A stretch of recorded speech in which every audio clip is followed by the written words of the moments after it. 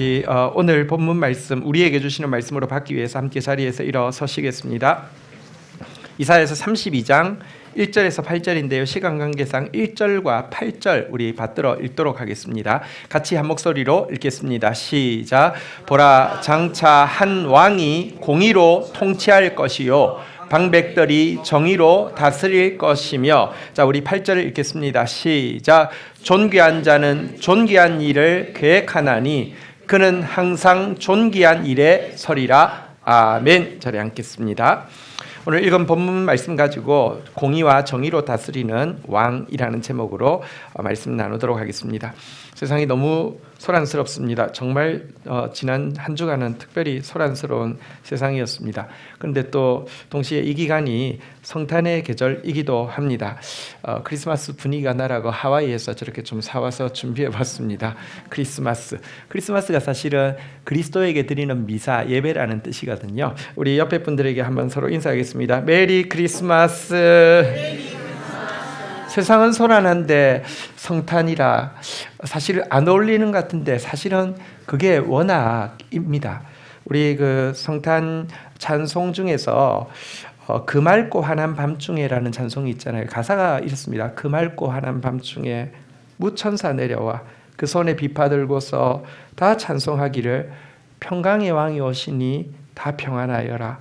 그 소란하던 세상이 다 고요하도다. 세상이 소란하기 때문에 왕 대신 주님이 오신 것입니다. 자, 그런데 우리가 이 캐롤을 비롯해 가지고요, 성탄 찬양 가사에서 그냥 간과하고 넘겼지만 실상은 너무 주목해야 하는 단어가 하나 있는데 그건 왕이라는 단어입니다. 성탄 아까도 평강의 왕이 오신 이랬는데요. 여러분 그 캐롤에 보면 왕이라는 고백이 거의 다 들어있음을 알게 됩니다. 제가 한번 노래를 부르면 여러분들이 제목을 한번 맞춰보는 퀴즈 시간을 가지도록 하겠습니다. 왕이 나셨도다. 제목이 나셨도다. 예, 고요한 밤이죠. 예. 노엘 노엘 노엘 노엘 이스라엘 왕이 나셨네. 저들밖에 예, 잘하셨어요. 우리 임금 우리 주 우리 모두 절하세. 예수 그리스도 우리 주 베들레헴에 나셨네. 예, 잘 모르시군요. 우리 구주 나신 날. 자, 이건 아실 것 같습니다. 영광 받을 왕의 왕 베들레헴에 나신 주. 아시겠습니까? 천사 찬송하기를. 자, 이건 좀 연식이 있는 분들만 알 찬송 같은데요. 저한테도 도전인데 온 세상 모든 사람들 자는 동안에 평화의 왕이 세상에 탄생하셨도다. 오 베들레헴 작은 성, 뭐 이런 찬양인데 보십시오. 우리 그 찬송 그 캐롤송에 거의 다 왕이라는 단어가 들어가 있는데요. 이 단어가 왜 중요하냐고 하면요, 왕이란 나라가 있어야지만 존재하는 직책이잖아요, 그죠? 그리고 또한 왕이란 백성이 있어야만 존재하는 직책이고요. 그에게 그 백성에 대한 주권, 통치권이 있어야지만 유효한 단어이잖아요, 그죠? 그러니까 예수님이 왕이시라는 것은 그의 나라, 그의 백성, 그의 통치권에 대한 노래인데요. 여러분, 왜 우리는 기독교의 가르침을 보통 명사로 자꾸 복음, 좋은 소식, 기쁜 소식이라고 이야기하는 것일까요? 주장하는 것일까요? 예수 믿어봤더니 복을 받았기 때문입니까? 예수 믿으면 천국 가기 때문입니까? 그래서 복음이라고 자꾸 보통 명사로 이야기합니까? 부분적으로는 맞지만 사실 예수 믿으면 복 받기 때문에, 예수 믿으면 천국 가기 때문이라고 해서 기독교의 가르침을, 그냥 특정 종교의 가르침을 자꾸 복음이라고 그냥 대체해서 이야기하는 것은 너무 개인적인 관점이고요, 너무 협소한 관점입니다. 우리가 복음을 자꾸 예수 믿으면 복 받는 거야, 예수 믿으면 천국 가는 거야 라고만 규정지어서 그렇게만 생각하고 그렇게 열심히 신앙생활하면 할수록 신자는요, 신앙생활을 열심히 하는 만큼 이기적인 신자, 편협한 신자로 변질될 수도 있습니다. 기독교의 가르침을 복음이라는 일반 명사로 자꾸 주장하고 선포하는 이유는 기독교의 가르침의 핵심이 뭐냐고 하면 선한 왕이 통치하시는 나라의 백성이 우리가 되었다, 이기 때문에 그렇습니다.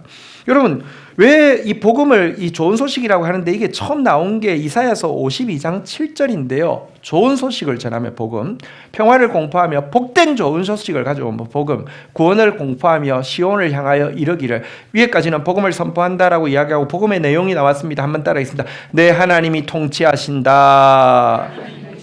내 하나님이 왕이시다. 이게 복음이라는 것입니다. 선한 왕이 통치하신다. 여러분, 왜 예수 믿으면 복 받는다고 이야기합니까? 그 선한 왕을 믿으면 이 땅에서도 그분의 통치 속에 들어 있기 때문에 복이 된다는 것이고요. 왜 예수 믿으면 천국 간다고 그게 복음이라고 이야기합니까?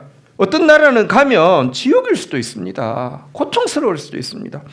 그 선한 왕이 다스리는 그 나라가 진짜 행복하기 때문에 복음이라고 이야기하는 것입니다.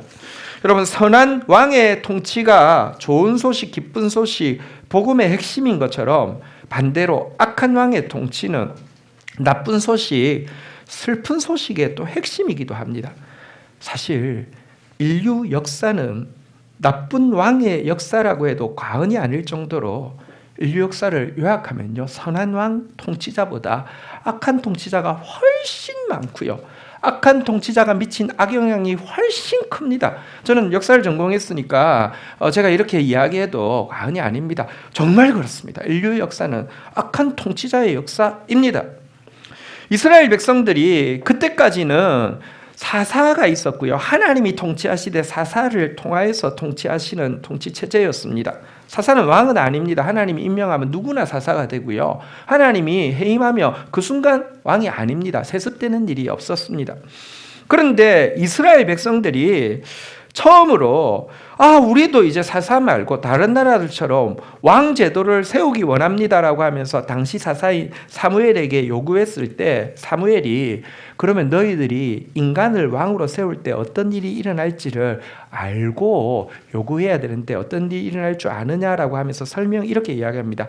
그 왕이 너희 아들들을 데려다가 그의 병거 앞에 달리게 할 것이며, 왕의 병거는 뒤에 있고 앞에서 막 열심히 막 화살바지하면서 달려야 될 것이며, 이런 말이죠. 그의 밭을 갈고 그의 추수를 하고 그의 무기를 만들게 될 것이며, 너희 가장 아름다운 소년과 나귀들을 끌어다가 그의 일을 시킬 것이며, 너희 양떼의 10분의 1을 거두어 가리니 너희가 그의 종이 될 것이다. 이렇게 이야기해 주셨습니다. 왕제도란 이런 거야. 그렇지만 백성들은 이 같은 사무엘의 말이 단지 자기가 사사로 있으니까 왕제도를 허락하기 싫어해서 하는 과장된 말이라고 여기고 듣기를 거절했다고 성경에 그렇게 되어 있습니다. 거절하고, 그러니까 다시 말하면 안 듣고 그냥 말을 하고 있는데 막 연호를 한 것입니다. 그때 백성들이 연호한 내용이 사무엘상 8장 20절에 있는데요. 우리도 다른 나라들 같이 되어 우리의 왕이 우리를 다스리며 딴 나라도 다 하는데 우리도 하고 싶습니다라고 하면서요, 한번 따라하겠습니다. 우리 앞에 나아가 우리의 싸움을 싸워야 할 것이니이다. 한번 따라하겠습니다. 앞에.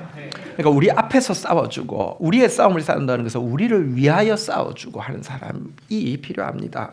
이 표현에는 그들의 기대가 나와 있습니다. 왕만 세우면 그 사람이 앞에 나가서 싸워줄 거라는 겁니다. 왕만 세우면 그 사람이 정말 우리를 위해서 진짜 하는 모든 것이 우리를 위함이고 우리를 위해서 대신 싸워주실 것이다. 이런 기대를 가지고 있습니다. 한번 따라하겠습니다. 앞에서 위하여. 근데 한번 물어보십시다. 세상에 그런 왕이 있습니까? 솔직히 없어요. 앞에서 싸우는 왕 거의 없어요. 진짜 사심없이 우리 위하여서 싸우는 왕 거의 없어요. 사사 사무엘이 백성들에게 왕 세우는 게 싫어서 과장한 표현이 아닙니다. 그런데 이 앞에서 위하여는요, 사실 그때까지 실제 그 나라를 다스리고 계시던 하나님께서 이스라엘 가운데 충실하게 해오던 바로 그 역할입니다. 사무엘하 7장 23절에 보면요, 땅의 어느 한 나라가 주의 백성 이스라엘과 같으니까 하나님이 가서 구속하사 자기 백성으로 삼아 주의 명성을 내시며 그들을 한번 따라하겠습니다. 위하여 큰 일을, 주의 땅을 한번 따라하겠습니다. 위하여 두려운 일을, 애국과 많은 나라들과 그들의 신에게서 구속하신 백성 한번 따라하겠습니다. 앞에서, 구속하신 백성 앞에서 그들을 위하여서 그 놀라운 일, 명예로운 일, 큰 일, 두려운 일을 해주시는 분이시다, 이렇게 이야기하고 있습니다. 진짜 위하여 일하시는 분, 진짜 앞에서 일하시는 분, 하나님, 그분이 이스라엘의 왕이셨는데요. 근데 왜 왕을 구합니까? 문제가 있습니다. 하나님이 위하여 앞에서 일하는 건 맞지만 하나님은 의를 위하여 일하시는 분이십니다. 그리고 이 일 하시는 하나님은 절대로 이스라엘 백성들에 의해서 조종을 당하지 않습니다. 이스라엘 백성들은 의를 위해서 일하는 것도 좋지만 일을 위하여, 내 이익을 위해서 일하는 왕이 되었으면 좋겠고, 그리고 내가 좀 조종할 수 있는 인간이 왕이 되면 더 좋겠다라는 열망이 있었기 때문에 지금 여러분, 위하여 앞에서 일할 인간 왕을 구하고 있는 것입니다. 그들은 내 이익을 위해서 일할 것 같고, 왜냐하면 자기도 이익이 필요하니까. 걔들은 왕은 세워놔도 결국 서로 이렇게 잘 스바스바하며 내가 조종할 수 있을 것 같아서 인간 왕을 구한 것입니다. 그래서 왕을 구하는 이스라엘 백성들 앞에서 사무엘이 속상해 할 때, 속상해하지 마라, 그들이 너를 버림이 아니라 나를 버려 자기들의 왕이 되지 못하게 함이라고 하나님이 말씀하시면서, 그러면서도 그들이 구하는 대로 허락해 주라고 그랬습니다. 왜 그들의 악한 저희를 알면서도 이 왕제도를 허락하셨을까요? 인간에게 자유의지를 주신 하나님은요, 인간이 스스로 처절하게 겪어보지 않으며 절대로 돌이켜 하나님을 진짜 왕으로 모실 마음이 없기 때문임을 알기 때문입니다. 그런데 한번 다시 되돌아보십시다. 이스라엘이 지금 아직까지 왕제도가 없기는 없는데, 실제 이스라엘이 왕으로 말미암은 폐해를 전적으로 겪은 일이 없어서 너무 동화적으로 왕만 생기면 다 해결될 거야 라고 지금 믿을 수밖에 없어서 왕을 구하는 것일까요? 실은 그렇지 않습니다. 이스라엘의 공식적인 왕은 사울 왕이 처음이지만 이스라엘 역사에 얼마 전에 왕을 주장하는 사람이 있었습니다. 자기 고향 사람들과 결탁하여서 스스로 왕을 주장하면서 사사시대에 쿠데타를 일으켜서 스스로 왕으로 옹립된 인물이 있었습니다. 누구냐고 하면요, 사사 기드온의 아들, 정확하게 이야기하면 세겜 땅에 있는 첩에게서 낳은 아들 아비멜렉이라는 사람입니다. 아비멜렉이 무슨 뜻인지 아십니까? 아비, 아버지라는 뜻이고, 멜렉, 왕이라는 뜻입니다. 내 아버지 왕이야. 그래서 나 왕이야.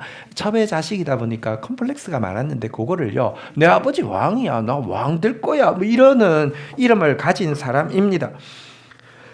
아버지 기드온이 죽자 이렇게 이야기합니다. 자기 고향 사람들에게, 야, 너희들하고 아무 관련 없는 70명이 너희를 다스리면 좋겠냐? 너희 친족인 나 한 사람이 너희들 다스리면 좋겠냐? 잘 생각해봐.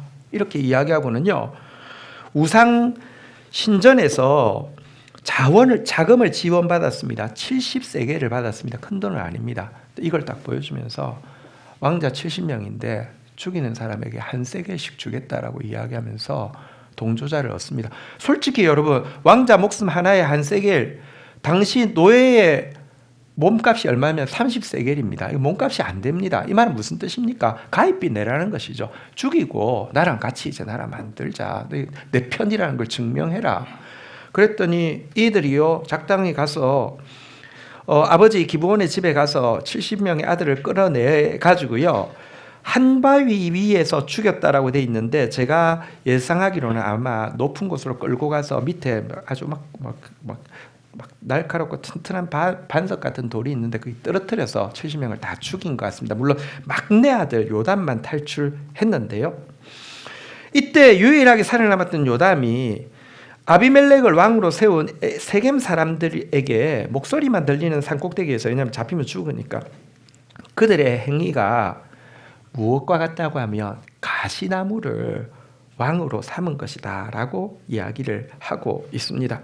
여러분, 세겜 사람들은 이 아비멜렉의 캐릭터를 몰랐을까요? 당시 시족 사회니까 거의 같이 지내는데 몰랐을까요? 모를 리가 없습니다. 이름부터 보십시오. 얼마나 교만한 이름이고, 이름부터 보십시오. 얼마나 난폭한 이름입니까? 진짜 가시나무 같은 존재임을 몰랐을까요? 알았습니다.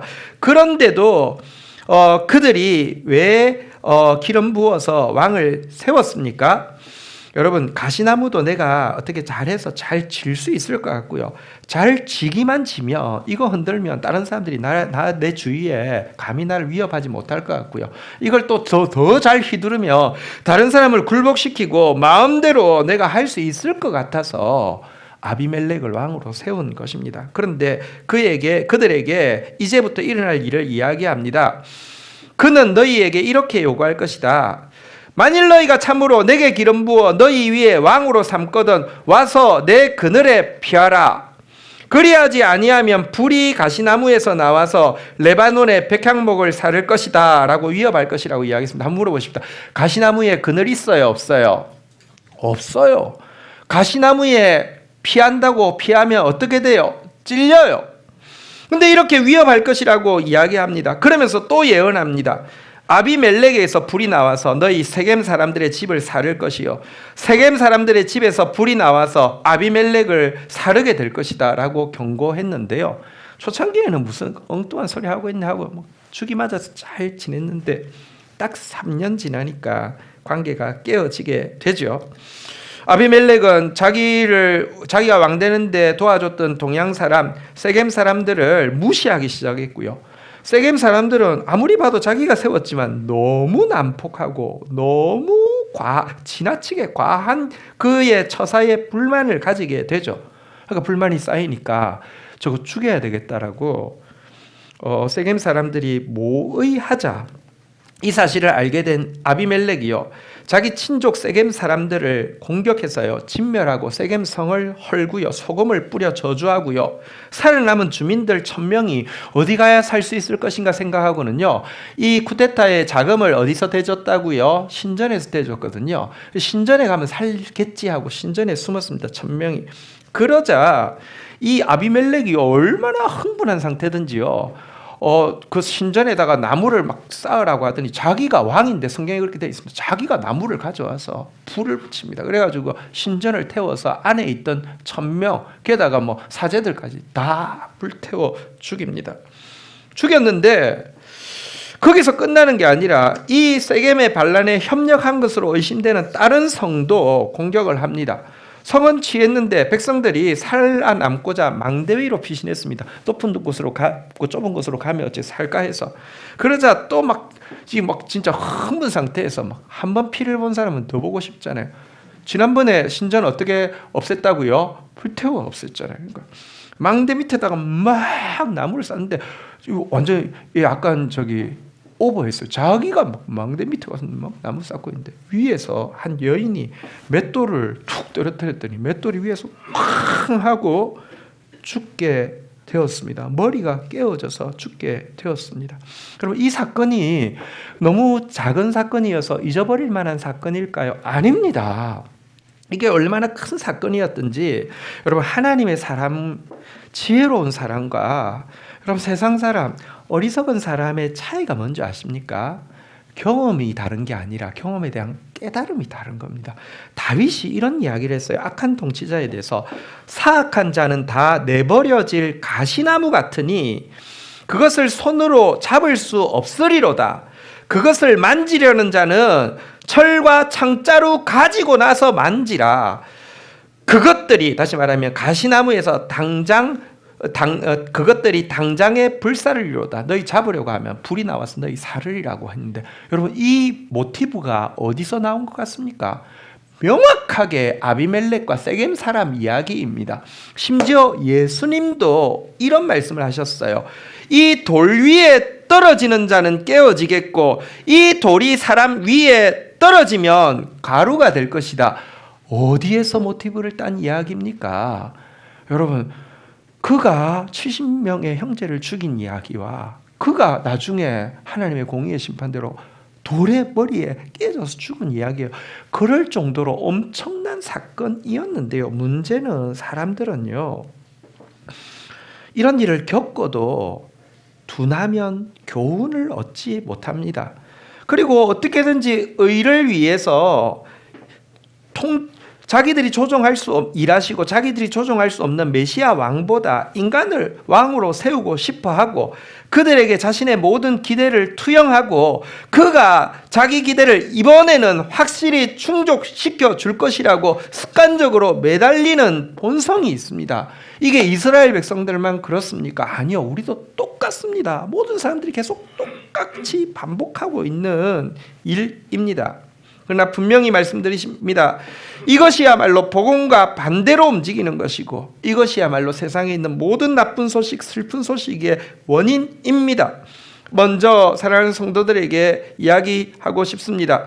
인간 통치자에게 지나치게 기대를 걸지 마십시오. 정치에 절대 과몰입하지 마십시오. 대부분의 세상의 통치는 악합니다. 가끔 그렇지 않은 분들도 계십니다. 하지만 결코 세상 통치는 온전할 수 없습니다. 반드시 적지 않은 과오가 따르게 돼 있습니다. 나무가 크면 그늘도 짙다고 그랬습니다.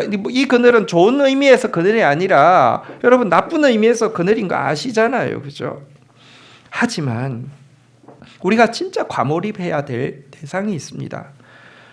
왕으로 오시는 예수, 메시아의 통치는 전혀 다른 것입니다.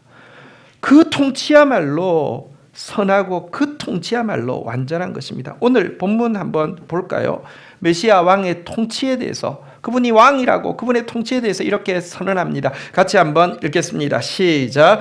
보라, 장차 한 왕이 공의로 통치할 것이요 방백들이 정의로 다스릴 것이며. 여러분, 성경 계속 캐롤 뿐 아니라 왕으로서 메시아가 오신다라고 이야기하고 그분의 통치를 규정짓는 두 단어로 공통적으로 공의와 정의를 이야기합니다. 여호와의 말씀이니라. 보라, 때가 이르리니 내가 다윗의 한 의로운 가지를 일으킬 것이라. 그가 왕이 되어 지혜롭게 다스리며 세상에 정의와 공의를 행할 것이며, 또 그날 그때에 내가 다윗에게서 한 공의로운 가지가 나게 하리니 그가 이 땅에서 정의와 공의를 실행할 것이라. 정의와 공의가 이 메시아 왕의 통치의 핵심이라고 이야기하고 있습니다. 여러 번 이야기해서 아시겠지만 공의란 천국의 이론인 하나님의 말씀 자체를 이야기하고요, 정의는 이 천국의 이론을 실천하는 말씀의 실천을 이야기합니다. 쉽게 달리 이야기하면 공의는 천국의 교과서라고 하면 정의는 이 교과서, 이 과목 필기 노트라고 할 수 있습니다. 그리고 이 정의가 구체적으로 무엇인지를 성경에서는 미슈파트라는 단어를 보니까요, 한번 따라하겠습니다. 법도, 공평, 정의, 이렇게 세 단어로 주로 번역하는데요, 나부터 주의 법도를 잘 배운 상태에서 그것을 공평하게 나한테부터 먼저 적용한 상태에서 그 다음에 약한 자 돌아보아서 고아, 과부, 이방인들 변호해주고, 더 나아가 포로된 자에게 자유를, 갇힌 자에게 노임을 선포하면서 영혼을 자유케 해주는 사람이 정의를 행하는 것이다 라고 이야기하는데, 이 왕은 이렇게 통치하니 그 통치 아래 있을 때 어떻게 행복하지 않겠냔 말입니다. 그래서요, 2절 한번 볼까요? 그는 참으로 피할 그늘이 되시고 참으로 회복의 에너지가 되실 것이라는 내용입니다. 같이 한번 읽겠습니다. 시작. 또 그 사람은 광풍을 피하는 곳, 폭우를 가리는 곳 같을 것이며 마른 땅에 냇물 같을 것이며 곤비한 땅에 큰 바위 그늘 같으리니. 광풍, 폭풍, 곤비한 땅에 큰 바위 그늘이 되고 또 마른 땅에 냇물이 될 것이다. 그리고요, 이 분 통치 아래 살게 되면 비로소 눈이 열리게 될 것이고 귀가 열리게 될 것이라고 이야기합니다. 3절 한번 볼까요? 같이 한번 읽겠습니다. 시작.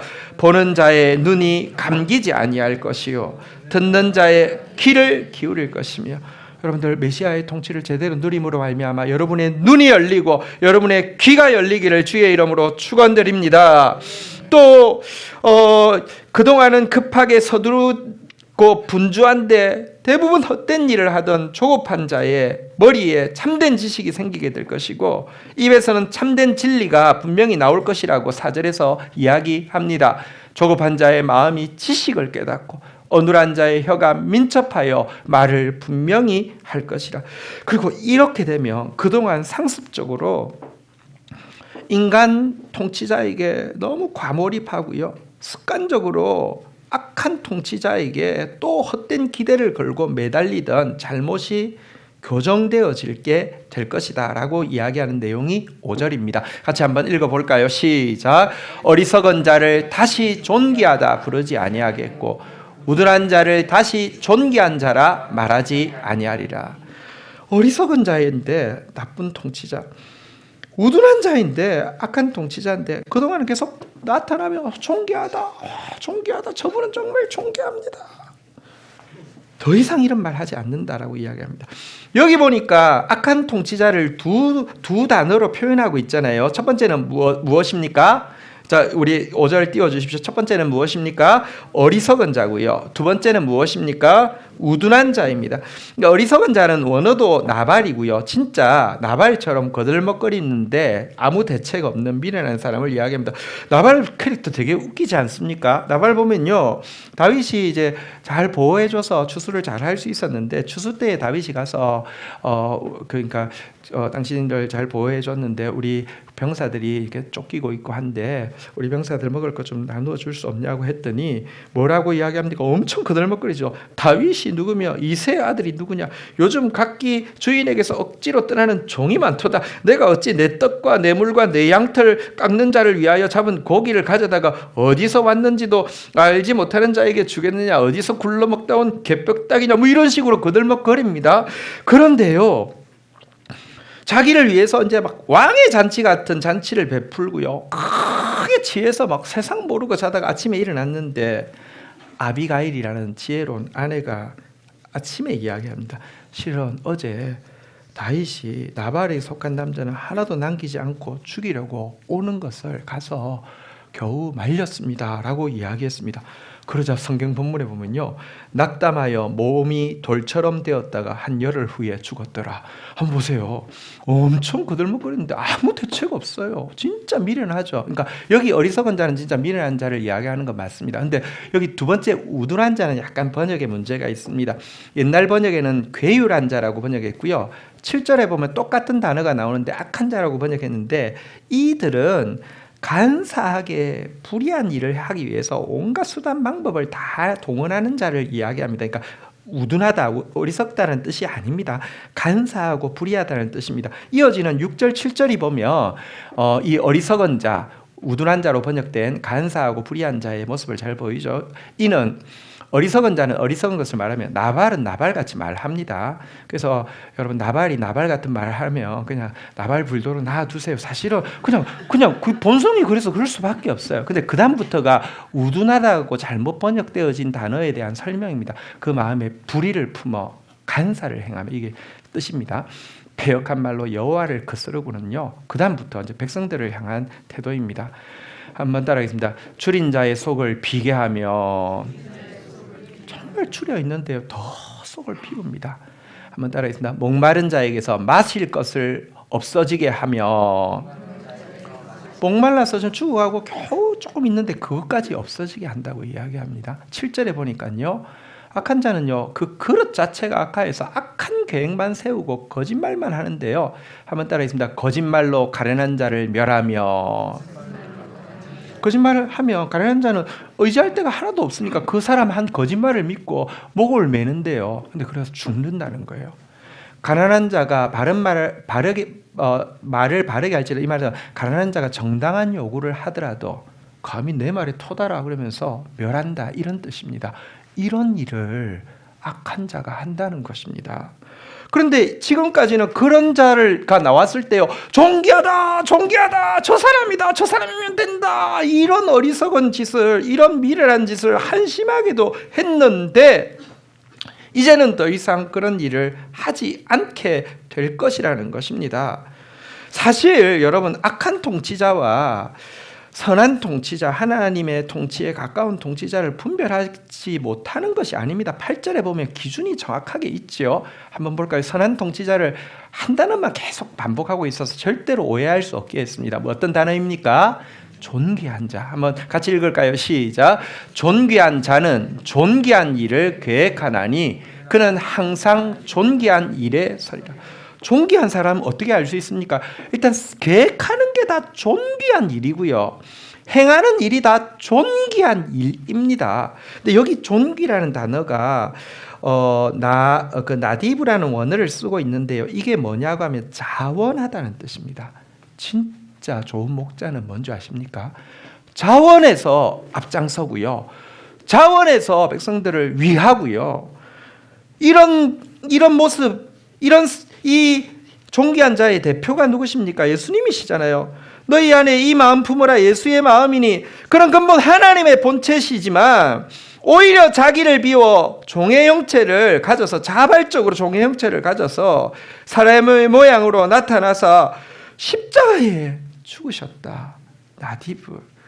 여러분, 존귀하신 분. 그런데 또 재밌는 것은 이 존귀하다는 단어가, 이 나디브라는 단어가 방백이라는 단어의 원어입니다. 우리 1절 한 번만 다시, 오늘 본문 1절 한번 보면 이사야 32장 1절에 보면요, 장차 한 왕이 공의로 다스리고 정의로 다스리는 거 맞는데 그는 동력자들을 필요합니다. 방백이 성경에는요 나디브로 되어 있습니다. 진짜 자원하는 사람, 정말 자발적으로 백성을 위하여서 백성에 앞서서 헌신하는, 예수님 마음 가지고 헌신하는 사람, 분별할 수 있습니다. 사실 여러분, 세상살이란 무엇일까요? 참 이 힘든 세상살이를 하나님이 왜 허락하셨을까요? 인간왕이 헛되다는 것을 깨닫고 점점 더 예수 왕을 더 깊이 모시고 그분의 백성으로서의 삶에 적응하는 과정이 세상살이이고요, 더 나아가서 그분의 동력자, 그분의 존귀한 자, 그분의 방백들로 훈련받아서 그분처럼 우리도 공의와 정의를 행하는 사람이 되어 가는 것입니다. 신앙이 성장한다는 게 무엇일까요? 신앙 성장에 대해서 우리가 자꾸 무슨 과정 혹은 직분, 연차를 자꾸 생각하는데 그게 아니라요, 신앙이 성장한다는 것은 이제는 자발적으로 그 왕이 필요하다라고 고백할 뿐만 아니라 그 왕의 백성으로 훈련받을 뿐만 아니라 그 왕의 존귀한 자로서 정말 자신을 헌신하여서 공의와 정의를 이룰 수 있는 사람이 되는 것입니다. 솔로몬이 이런 사람이었죠. 솔로몬이 왕으로 세움 받을 때에 구한 것은 우리는 지혜로 알고 있는데요, 그 지혜로 아니까 자꾸 공부 잘하는 건 줄 알고 우리 성도들이 자녀들한테 솔로몬처럼 지혜를 구하라고 했는데, 솔로몬이 자기가 구한 지혜가 구체적으로 무엇인지, 솔로몬의 시가 2편밖에 없는데 시편 72편에 보면 솔로몬의 시인데요, 그가 구한 내용을 써놨어요. 한번 볼까요? 같이 읽겠습니다. 시작. 하나님이여, 주의 판단력을 왕에게 주시고 주의 공의를 왕의 아들에게 주소서. 2절까지 읽을까요? 시작. 그가 주의 백성을 공의로 재판하며 주의 가난한 자를 정의로 재판하리니. 그렇게 되면 여러분, 의로 말미암아 산들이 백성들에게 평강을 주고 작은 산들도 그리하리라. 그가 가난한 백성의 억울함을 풀어주며 궁핍한 자의 자손을 구원하며 압박하는 자들을 꺾으리로다. 하나님, 나도 당신의 동력자가 되어서 공의와 정의를 행하고 싶으니 하나님, 나에게 지혜를 주세요. 이게 신앙 성장이라는 말입니다. 근데 인간은 이 공의와 정의를 배운다 하더라도 또 배운 것만으로는 실행할 수 있지는 않습니다. 타락한 인간의 본성에는요, 법도 배우기를 싫어하고요, 인간이 제일 잘하는 게 내로남불이잖아요. 남한테는 잘 적용하는데 자기한테 잘 적용하지 않으려고 해요. 약한 자 보면 돕고 싶은 마음보다 상한 갈대를 꺾고 싶은 마음이 본능 속에 있는 게 인간이 진짜 이상해요. 딱 보면요, 조금 약하면요 몰려들어서 꺾어버립니다. 그리고요, 다른 사람을 자유케 하는 게 아니라 지위 고하를 막론하고 자기 주위에 있는 사람들을 올무로, 포승으로, 그물로 묶어서 누군가를 조종하고 통제하려고 하는 마음이 가득하기 때문에 정의와 공의를 자꾸 배워도 쉽지 않습니다. 그래도 희망이 있는 게 뭔지 아십니까? 이걸 하나님도 아시고요. 그래서 신약 시대에는요, 구약 시대에는 정의와 공의의 법, 율법을 배우게 하셨는데 실패로 끝나자 신약 시대에는 성령을 허락하여 주신 것입니다. 왜 하나님 성령 허락하여 주셨는지 잘 모릅니다.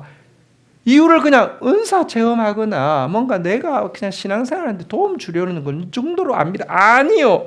성령을 왜 주셨습니까? 이사야 61장 1절은 성령을 왜 주신지에 대해서 제일 중요한 구절입니다. 왜냐고 하면 예수님이 메시아로서의 사역을 시작할 때 이 구절을 인용하시고 시작하셨기 때문입니다.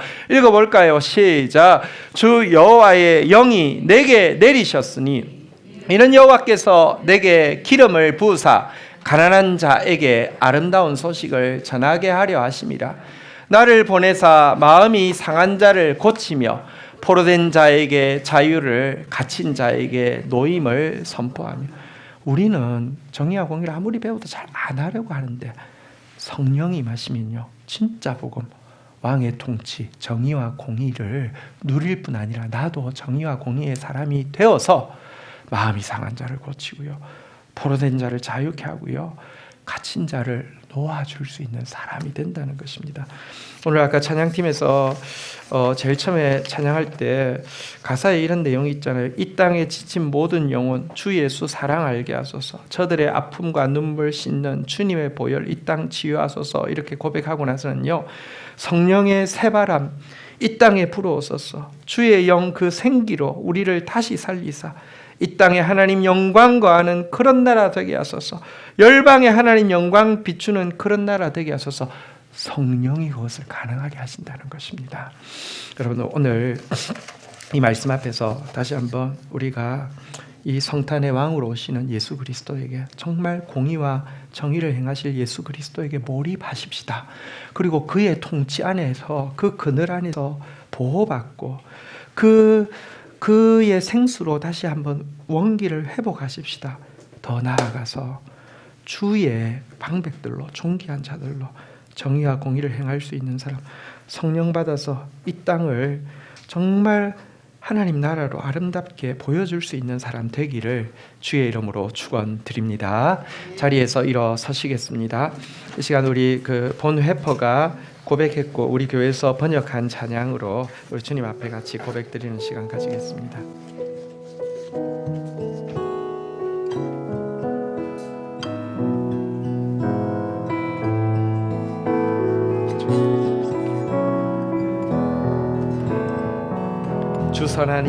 주선하님의 언제나 감사요 위로받는 이 놀라움 속에 함께하기를 원합니다. 나 오늘도 그대와 함께하고 또 함께 새날을 맞고 싶소. 지나간 일이 마음 괴롭히고 지나간 일이 마음 괴롭히고 오늘의 짐에 짓눌리지만 주의 비하신 구원을 주소서. 이 싸우는 우리 영혼 속에 그 선하님의 보호받으며 믿음의 새 일들을 꿈꾸네. 밤에도 낮에도 주 함께 계셔 매일매일을 새롭게 하는 주께서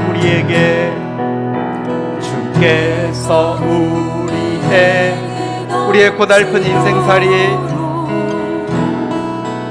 쓰디쓴 고난의 잔 주시며 선하신 당신의 손으로부터 두려움 없이 받겠나. 이 어둠 속에 주 밝히신 주 우리 안에서 타오르소서. 모두 하나가 되게 하옵소서. 우린 믿네 참 빛의 승리를. 아멘. 그 선하님의 보호받으며 믿음의 새 일들을 꿈꾸며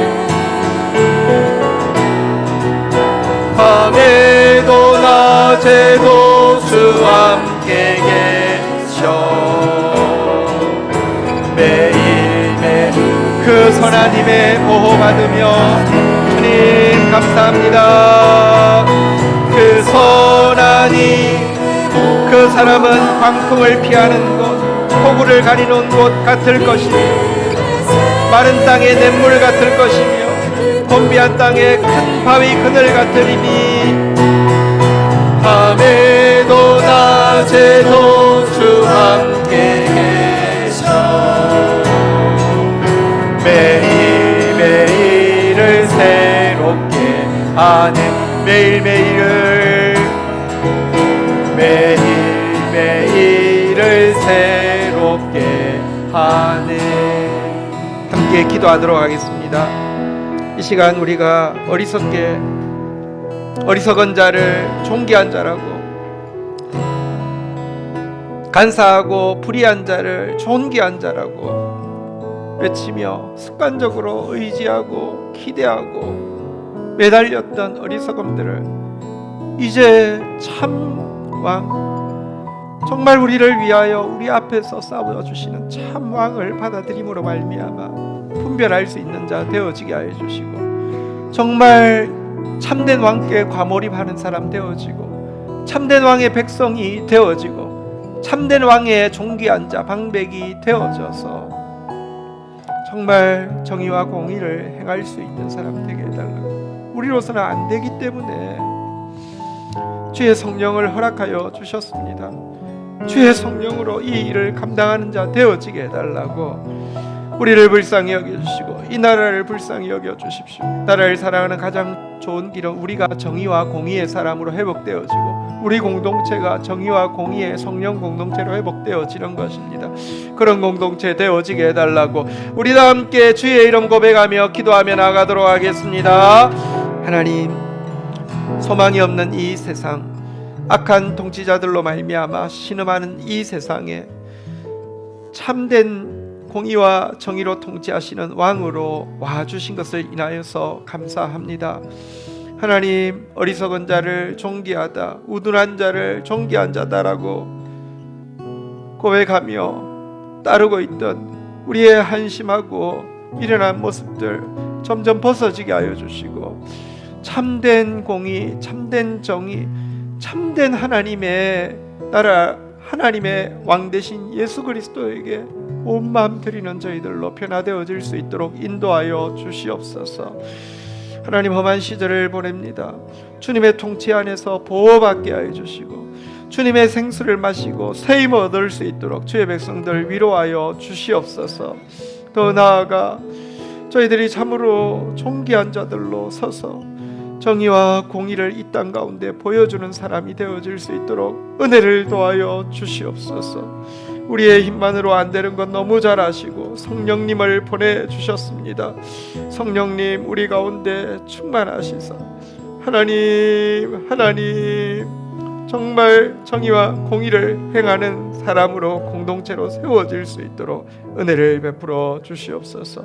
우리 때문이라도 이 민족이 긍휼을 얻을 수 있도록 주여 기도를 신원제를 범치 않게 하여 주시옵소서. 예수 그리스도의 이름으로 기도 올립니다. 아멘.